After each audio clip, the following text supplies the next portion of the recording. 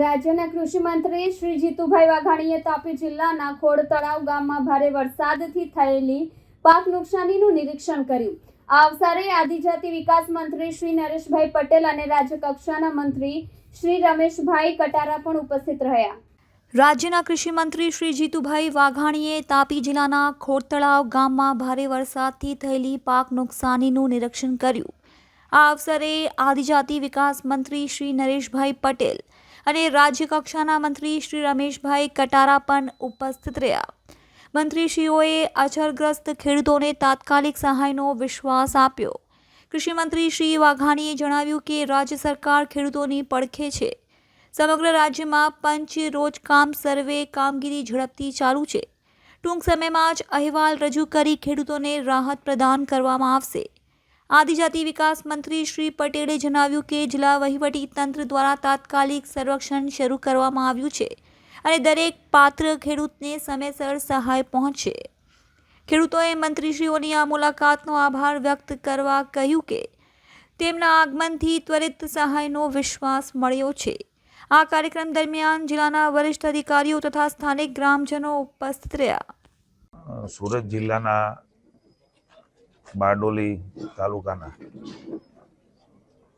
સમથાણ ગામે મારા સાથી કેબિનેટ મંત્રી ભાઈ શ્રી નરેશભાઈ પટેલ, મારા રાજ્ય કક્ષાના મંત્રી ભાઈ શ્રી રમેશભાઈ કટારા અને આ વિસ્તારના લોકપ્રિય ધારાસભ્ય અમારા ખૂબ જૂના આગેવાન રાજ્યના નેતા ભાઈ શ્રી ઈશ્વરભાઈ, સૌ વહીવટી તંત્ર, અમારા ખેતીવાડીના અધિકારી, ગ્રામજનોને આજે આમ તો તાપી જઈને અમે આવ્યા છીએ।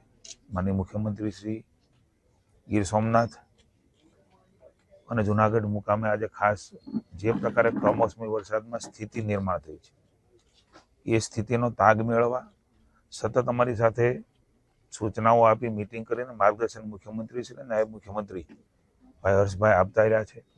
અમારો વિભાગ પણ આ સમયે સમગ્ર રાજ્યનું મંત્રીમંડળ અને ભાજપની સરકાર એ ખેડૂતોની બાજુમાં ઊભી છે।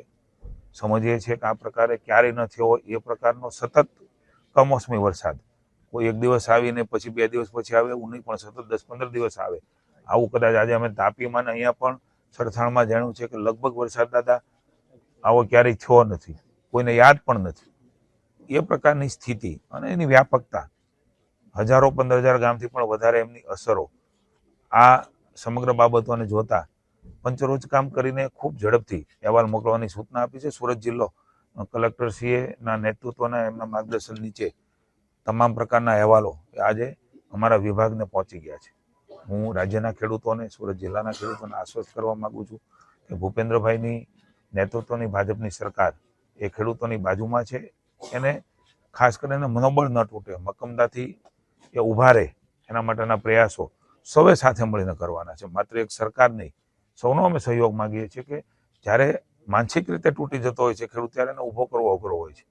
આ સમય છે કે એમને માનસિક રીતે સૌએ ભેગા મળીને ઊભો રાખવો, કારણ કે કુદરત સામે બાદ ભીડવા ખેડૂત ટેવાયેલો છે, પણ આ વખતેની સ્થિતિ વિશેષ છે ત્યારે સરકાર અને સમાજના સૌ લોકો સાથે મળીને એમને ઊભા કરવાના પ્રયાસ કરીએ તો એમની તાકાત ને શક્તિ છે, એનું ખમીર છે, એને સહયોગ કરી છે તો ફરી વખત બેઠો થઈ અને ફરી એ જગતનો તાત એ ધાન આપતો થઈ જવાનો છે।